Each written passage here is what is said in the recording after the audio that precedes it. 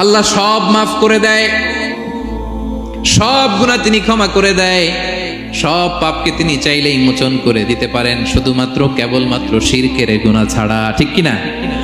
ইন্নাল্লাহা লা ইয়াগফিরু আন ইউশরাকা বিহি ওয়া ইয়াগফিরু মা দুনা যালিকা লিমান ইয়াশা। আল্লাহ তাআলা চাইলে সব গুনাহ তোমার ক্ষমা করে দিতে পারেন, কেবলমাত্র শিরকের গুনাহ ছাড়া। এটা ক্ষমা করে না, কারণ এইটা আল্লাহকে অপমান করার শামিল। ঠিক কিনা? আল্লাহর উদাহরণ বাদ দেই, আপনার বস যে আপনাকে খুব ভালোবাসে, যে আপনাকে স্যালারির বাইরেও আরো অনেক কন্ট্রিবিউশন করে, টাকা দেয়, আদর করে, এই সুবিধা দেয়, ওই সুবিধা দেয়, আপনি উনারে শ্রদ্ধা না দেখাইয়া এই শ্রদ্ধা আপনি অন্যদের দেখান, কিন্তু উনারে শ্রদ্ধা করেন না, উনি এটা মেনে নিবে? কথা বলেন। যে আল্লাহ আপনার জীবন দিলেন, রিজিক দিলেন, সব দিলেন, গোটা জগৎটাই তো তা, সব দেওয়ার পরেও সিজদা যে আপনি কোথায় দেন?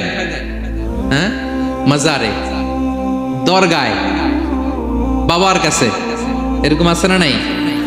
হ্যাঁ, আমাদের এখানে কেউ নাই। হ্যাঁ, দেশে গেলে এরকম মাজারে যে মানত টানত করেন নাকি?